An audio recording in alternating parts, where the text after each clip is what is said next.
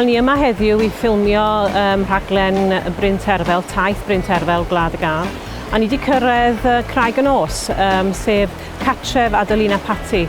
Wan di Bryn heb bod yma blaen, felly oedd o'n un o'r llefydd oedd eisiau dod ac i weld y theatr. Ni wedi bod yn ffilmio draws Cymru ar gyfer y rhaglen.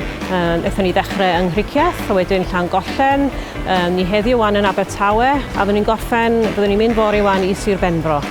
Y nod o'r cychwyn cyntaf ydyw ceisio dangos Cymru ar ei gora, gan weddio am dywydd a'r gog yn canu yn y cefndir. Defnyddio ychydig bach o gerddoriaeth Cymru boed yn gân neu yn gân werin, a dangos y gwahanol lefydd gall rhywun ymweld â. Ydw i'n mwynhau cyflwyno o'i gymaru a chanu?